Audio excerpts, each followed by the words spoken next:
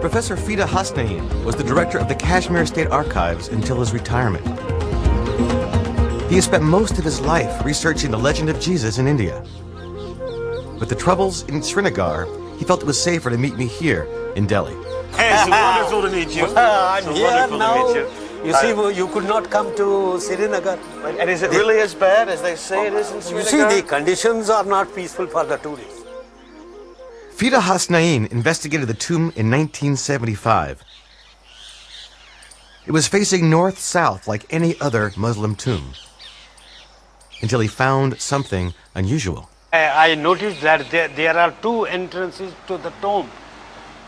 One is through the ground floor, the other is through the first story of the building, which has been constructed later on. Now the grave on the first floor is naturally north-south. Like this? Like this. A Muslim. But the ground floor door being east-west, that indicates that the actual grave would be east-west. Meaning probably a person of Jewish origin. Yes, naturally, wow. Follower of Moses. What did you notice when you came upon the tomb? Yes, two assistants of mine were with me, and we had gone there just to survey and see what is inside.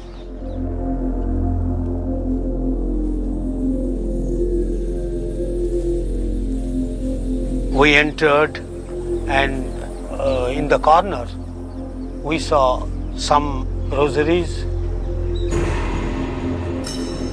There was a cross also there.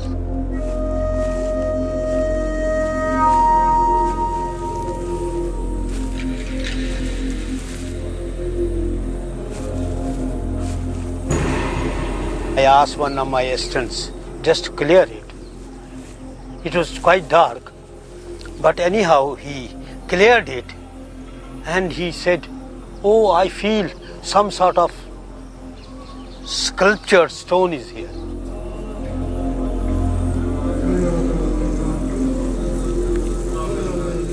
We just cleaned the surface, and there I found feet impressions, and looking at them, it appeared it had wound marks. Interestingly, records show the tomb dates to the 1st century, and many Kashmiris really believed the feet impressions were created by an artisan who saw Jesus. They believe he faithfully replicated Jesus' wounds of crucifixion. Feet sculptures like this are common, but Hassnain had never seen anything with these crescent-shaped markings. I felt astonished to see these wound marks, and at once it took me to the crucifixion scene where Jesus was put on the cross. There are believers who say Jesus is buried there. This means he was not killed on the cross, but he went on his mission to other lands. Some Kashmiris believe Jesus came to India and that he belongs as much to them as he does to the rest of the world. The present thinking in the West is that they have, so to say, excuse me for saying, monopolized Jesus Christ as their own. They feel that he is a Westerner, but the facts are that Jesus belongs more to the East. So your conclusion is that he was indeed in India and that he died in India? Yes, the research is so far conducted by me and other scholars. They lead us to this conclusion. Yes.